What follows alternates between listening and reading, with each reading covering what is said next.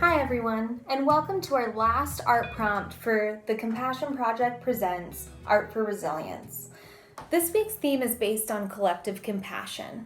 This project is all about sharing art and sharing compassion through the skills that we've cultivated through this Art for Resilience program. How do we manage to do this in consideration of social distancing? This last project has many options, all with the goal of sharing compassion artistically to our larger community. This prompt allows us for a lot of freedom, and I will be giving you a few options to create something that can be a public piece of art to share with your community, that can be experienced while being socially distanced. The first step is thinking about who it is that you want to connect with through this project.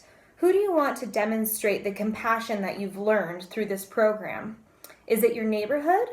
Maybe you'd like to decorate your sidewalk with sidewalk chalk for passerbys to see and give a smile. Maybe you'd like to decorate the window in your home with a nice message for those walking by.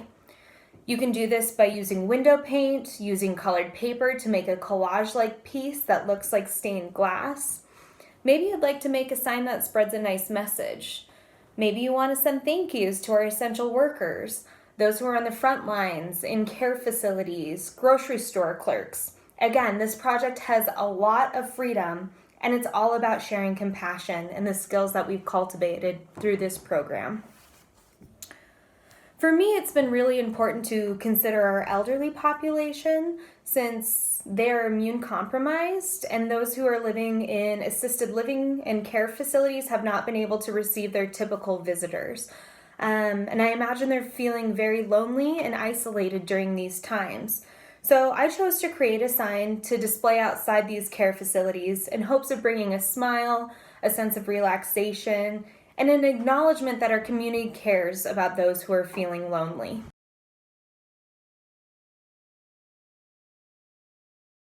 Materials for this project, again, here will vary since I'm giving you the freedom to create whatever it is you'd like to share with the larger community. But like I said, I'm choosing to create a sign that can be displayed outside a care facility or in my front lawn for those passing by. Things to consider when making it is that it's weatherproof. We want it to be able to be durable and be able to last. Also, make sure that if you're using words or leaving a message that it will be legible. You will also to make sure that your sign can be properly inserted strongly into the ground. So either using a wooden post or metal as well. So a checklist of materials that I've chosen to use is a durable poster board. I went out to Michael's and I chose this plastic poster board. This will be able to be weatherproof, and I'm also going to laminate it as well, just to be certain. But think about making a wood sign, and maybe you want to spray paint using a stencil or some foam core, just something that's more durable than just a plain old poster board. For my message, I have paper letters that I chose. They also make these in stickers, and again, you can use a stencil. I also have laminate. This is sold in a roll at Michael's, and that way I can laminate my poster once I get all my letters put in place. For other decorations, I just cruised the aisles at Michael's to see something that was cost efficient and also weatherproof. So they always have awesome sales there. So I decided to get some flowers, some fake flowers that will last outside. And then I also got just a few little wooden trinkets that should be weatherproof as well. The key is to making sure our signs can stick in the ground. So I also have some metal wire that I'm going to attach to the bottom of my sign to make sure it's nice and stable. If you're using pre-bought letters, make sure that you have all the letters that you need for your message. It's important to lie them all out and keep them organized so you make sure you have the letters for the words you want to spell. Once you've decided on your message, make sure to lay your letters out before you glue them onto your sign to make sure everything is spaced evenly and the message is clearly read. fantasies got us lost. We said it was okay, but we knew it was not. Started out as a foolish game, pretending there was no... Once you've got your letters glued down, as you can see here, the next step is to making it weatherproof.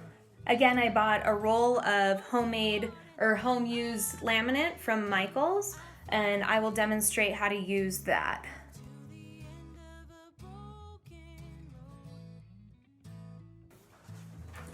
It's easiest just to do little sections at a time, and as you're lying it down, try to pull the laminate underneath to try to avoid as many wrinkles as you can. You want to make sure that's nice and flat. And then there you can see we have laminate. So another thing that you want to do is just to make sure it's on there good. So use a little bit of a hard surface. You can use, let's say a credit card. I'm using a little wooden thing just to make sure everything's nice and stuck down. And then make sure to seal your sides as well. Once you've got your poster laminated, you can use the additional decorations that you may have to begin decorating it. And so I used these little wooden features, and I just have some mounting tape that I've placed on the back and placed on the sign. And those are really nice and stuck on there. The poster board that I chose also has little grooves. And so that's why I decided to use the flowers, because I'm able to just stick the flowers right in the top or the sides of the sign to give it a little extra pop. So I went down to Ace Hardware and I found these poles in the gardening aisle. And then I also got an outdoor tape, double-sided tape that holds up to 15 pounds. And so I'm gonna use this double-sided tape to put these long posts on the back of the poster, and so it has a little bit more support.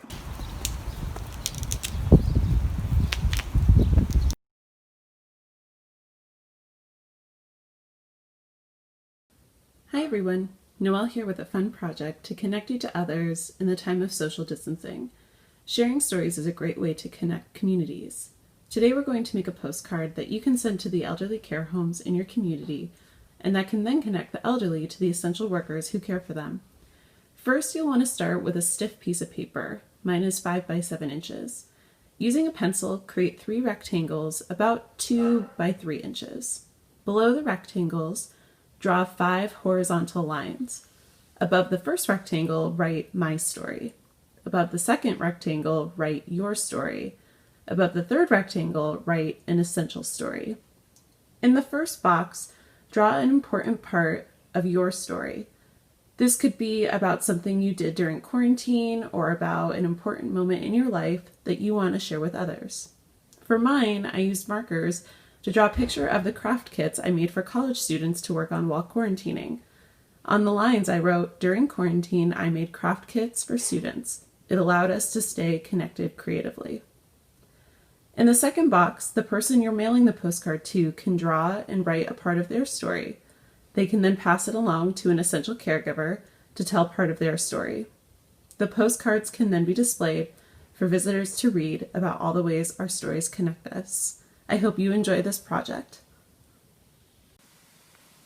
Don't forget to include a message on the back to the person you're sending your postcard to, a place to put the address, and a stamp. So I want to wrap up what we've learned through this project. The goal of this project is to demonstrate compassion to our larger community. Through this Art for Resilience program, we've been working on mindfulness, acknowledging our emotions, cultivating play through rest, ideas of self-care, and this final project is figuring out how we share these ideas with our larger community. How do we demonstrate compassion and all the things that we've learned? So doing what we can, sharing compassion through ways that are socially distanced is the point of this project. I'm so eager to see what you come up with, and I know that your community will be so appreciative. I want to sincerely thank you from the bottom of my heart for subscribing to Compassion Project's Art for Resilience program. I hope that you've had a chance to learn about your creative self and that you're able to share what you've learned with the greater community. It's so important. We thank you so much. Keep creating and keep spreading compassion.